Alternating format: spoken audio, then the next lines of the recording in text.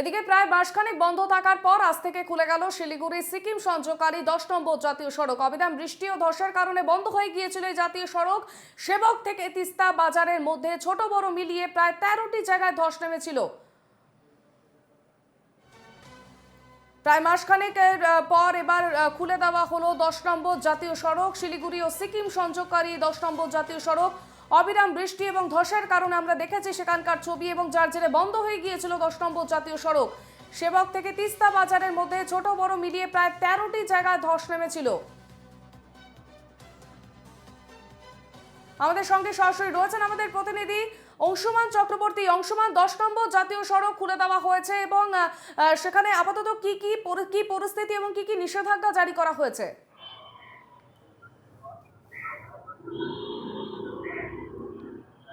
দেখো, প্রায় 1 মাস ধরে 10 নম্বর জাতীয় সড়ক বন্ধ থাকার পর গতকালকেই কালিম্পং জেলা প্রশাসনের পক্ষ থেকে একটি বিজ্ঞপ্তি জারি করা হয়েছে এবং সেই বিজ্ঞপ্তিতে বলা আছে যে ছোট গাড়িগুলোকে এই মুহূর্তে চলতে দেওয়া হবে। তবু কিছু কিছু জায়গায়, বিশেষ করে সেলফি দ্বারা, ব্রিক দ্বারা এবং 29 মাইল এলাকায়, সেখানে কিন্তু গাড়িগুলো খুব ধীর গতিতে চালানোর জন্য বলা হয়েছে। এই কারণেই যে এই যে সেবক থেকে তিস্তা বাজার পর্যন্ত দেখি, তিস্তা বাজারের মধ্যে প্রায় ছোট বড় মিলে প্রায় 13 জায়গার মতন ধস নেমেছিল। সব থেকে ক্ষতি হয়েছে সেলফি দ্বারা, ব্রিক দ্বারা এবং 29 মাইল এলাকায়। এখানে কিন্তু নতুন করে পাহাড় কেটে রাস্তা আবার তৈরি করতে হয়েছে, কারণ এখানকার রাস্তাগুলোর নিচে তিস্তা নদীর জল বারবার বাড়ি মারায় রাস্তাটা কিন্তু গোটাটাই তিস্তা গর্ভে চলে গিয়েছিল। তাই নতুন করে রাস্তা তৈরি একেবারে করতে এই খবরে আবার অনেকটা আমরা সময় ফিরবো। পেতে। আপাতত তুমি আমাদের সঙ্গে থাকো অংশুমান।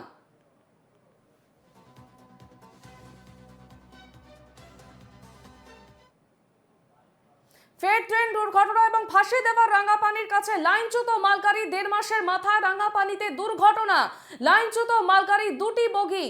গতকালের ছবি আমরা দেখেছিলাম, গতকালে ট্রেন দুর্ঘটনার ছবি আমরা দেখেছি এবং তারপরেও আজকে ফাঁসি দেওয়ার রাঙ্গাপানির কাছে লাইনচ্যুত হয়ে যায় মালগাড়ি। 1.5 মাসের মাথায় এই ঘটনা এবং লাইনচ্যুত হয়ে যায় মালগাড়ি, 2টি বগি। আমরা চলে যাব আমাদের প্রতিনিধি অংশুমানের কাছে। অংশুমান, এই মালগাড়ির যে 2টি বগি লাইনচ্যুত হয়ে গিয়েছে, কি ছবি এখন, কি পরিস্থিতি সেখানে?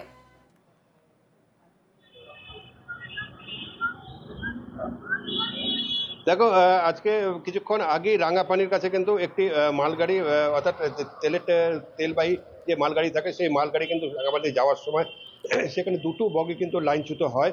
তবে স্বাভাবিকভাবে প্রশ্ন উঠতে শুরু করেছে যে কিছুদিন আগে এই রাঙ্গামাটিতে বড়সড় একটা রেল দুর্ঘটনা ঘটেছিল, তারপর লাইনের মেরামত হয়েছিল এবং রেলওয়ে সেফটি বিভাগের লোকজনরাও কিন্তু এখানে সমস্ত কিছু দেখে গেছেন, সিগন্যালিং ব্যবস্থায় ত্রুটি আছে কিনা। কিন্তু আজকে কিছুক্ষণ আগে আবার কিন্তু তেলবাহী দুটো মালগাড়ির দুটো বগি লাইনচ্যুত হয়ে যাওয়ার পরে কিন্তু এই লাইনতে সমস্ত রকম ট্রেন চলাচল বন্ধ করে রাখা হয়েছে এবং নিউ জলপাইগুড়ি স্টেশন থেকে রেলের পদস্থ কর্তারা কিন্তু ইতিমধ্যেই রাঙ্গাপানির উদ্দেশ্যে রওনা হয়ে গিয়েছেন এবং রেলের যে নিজস্ব যে টিম থাকে, যে কারণে যে রেলটা লাইনচ্যুত হয়েছে, যার ফলে গাড়ি চলাচল বন্ধ হয়ে রয়েছে এবং সেইভাবে তেলের যে বগিগুলোকে কিভাবে লাইনের মধ্যে অন্যত্র সরিয়ে নিয়ে যায়, দ্রুত এই লাইন দিয়ে ট্রেন চলাচল করা যায় সেই ব্যবস্থা করার জন্য সেই যে রিলিফ ট্রেন, সেই রিলিফ ট্রেনটাও কিন্তু বেরিয়ে গেছে। তবে সেখানে এই মুহূর্তে যে কি সম্পূর্ণ পরিস্থিতিটা কি কেন হলো সেটা কিন্তু এই মুহূর্তে কিছু বলা যাচ্ছে না। তবে এই লাইন দিয়ে কিন্তু সমস্ত রকম ট্রেন চলাচল বন্ধ করে রাখা হয়েছে। অংশুমান, আমরা কাঞ্চনজঙ্ঘা এক্সপ্রেসের ভয়াবহ দুর্ঘটনার ছবি দেখেছিলাম, 1.5 মাস অতিক্রান্ত, তার মধ্যে আবার রাঙ্গাপানিতে এই ধরনের ঘটনা। মানুষ কতটা আতঙ্কে রয়েছে?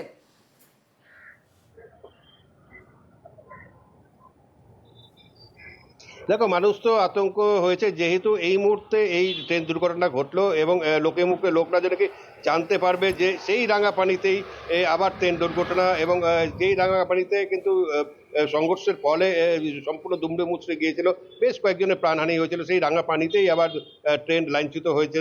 এবং এই যে রাঙ্গাপানি, অর্থাৎ নিউ জলপাইগুড়ির পরে যে রেল স্টেশন রাঙ্গাপানির থেকে কলকাতা এবং দিল্লি বা সমস্ত ভারতবর্ষের সঙ্গে প্রচুর সংখ্যক ট্রেন কিন্তু এই লাইন দিয়েই যাতায়াত করে এবং এই লাইনের অবস্থার নিশ্চয়ই কোনো ত্রুটি রয়েছে, না হলে 1.5 মাসের মাথায় যেখানে লাইনগুলো সমস্তভাবে মেরামতি করা হয়েছিল, সিগন্যালিং এর ব্যবস্থা দেখা হয়েছিল, তারপরে যে এই যে রেল দুর্ঘটনা, সেই বিষয়ে কিন্তু সাধারণ মানুষ একটা প্রশ্ন তুলতেই পারে এবং মানুষের মনে আতঙ্ক তো থাকবেই, যেন কি রেল দিয়ে যাতায়াত করার সময় যদি এইভাবে দুর্ঘটনা ঘটে। ইদানিংকালে দেখা যাচ্ছে যে রেল কিন্তু দুর্ঘটনা বেড়ে চলেছে, একের পর এক রেল দুর্ঘটনা ঘটে চলেছে এবং আজকে যে রেল দুর্ঘটনা ঘটলো তাতে কিন্তু সাধারণ মানুষ যথেষ্ট আতঙ্কিত হয়ে পড়বে বলে মনে করা যায়। অংশমান, আমরা দেখতে পাচ্ছি যে তেলের ট্যাঙ্কার বগি এবং সেক্ষেত্রে লাইনচ্যুত হয়ে গিয়েছে। কিভাবে পরিষেবা বা কিভাবে লাইন ঠিক করা হচ্ছে, কি কাজ চলছে ওখানে, কারা পৌঁছেছেন, সেই বিষয়ে কি আপডেট রয়েছে?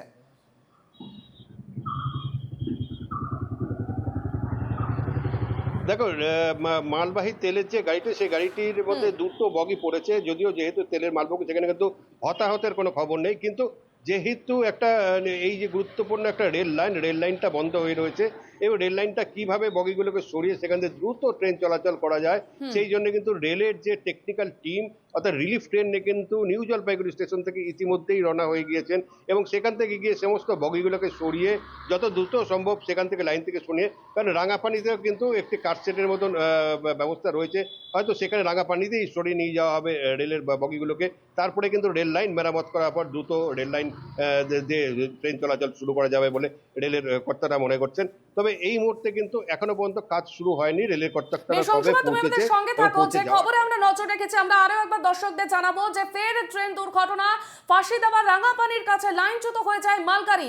1.5 মাসের মাথায় রাঙাপানিতে দুর্ঘটনা। এর আগে আমরা কাঞ্চনজঙ্ঘা এক্সপ্রেসের দুর্ঘটনার ছবি দেখেছি, এবং 1.5 মাস কাটতে না কাটতেই আবার উত্তরবঙ্গের রাঙাপানির মধ্যে ফের রেল দুর্ঘটনা ঘটলো, এবং রাঙাপানিতে লাইনচ্যুত হয়ে গিয়েছে অয়েল ট্যাঙ্কারের দুটি বগি, এবং বড় সড়ো যে বিপর্যয় তার থেকে রক্ষা পেলেও 1.5 মাসের মাথায় রাঙাপানিতে এই দুর্ঘটনার ছবি, লাইনচ্যুত হয়েছে মালগাড়ির দুটি বগি। আমরা আবারও ফিরবো আমাদের প্রতিনিধি অংশুমানের কাছে। অংশুমান, এই যে লাইন রয়েছে, অংশুমান তোমার কাছে আমরা আবারও ফিরবো, কিন্তু এই মুহূর্তে আমাদের সঙ্গে টেলিফোন লাইনে রয়েছেন তৃণমূল নেতা জয়প্রকাশ মজুমদার।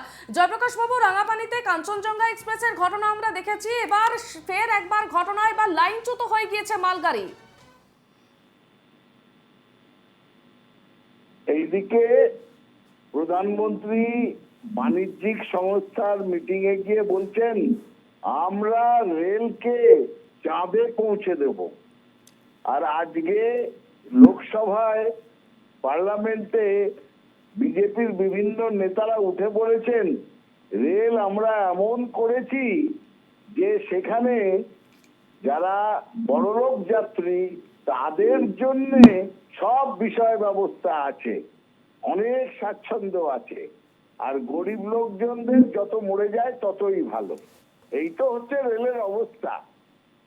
মোদি রেলকে তুলে দেওয়ার ব্যবস্থা করেছেন, কারণ তাহলে রেলকে বেসরকারীকরণ করে আদানিকে দিয়ে দেবেন, আর বিভিন্ন এয়ারলাইন্সকে তিনি বাহবা দেবেন যে তারা তখন আর কোনো যাত্রী থাকবে না, রেলে সবাইকে প্লেনে চড়তে হবে, এবং ভারত অনেক উন্নত হয়ে উঠবে, কারণ 140 কোটি মানুষের যাতায়াতের কিছু থাকবে না, শুধু 5% ভারতীয় তারা প্লেনে করে ঘুরবেন, আর রেলে করে কিছু যাত্রী ঘুরবেন বন্দে ভারত বুলেট ট্রেনে, আর সাধারণ মানুষ রেলে উঠতে ভয় পাবেন, রেল ব্যবস্থাকে তুলে দিয়ে বেসরকারীকরণ করে দেওয়া হবে।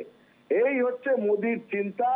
তাই জন্যই আমরা বলছি এই সরকারের আর কোনো দরকার নেই। বেশ, ধন্যবাদ জয়প্রকাশ বাবু।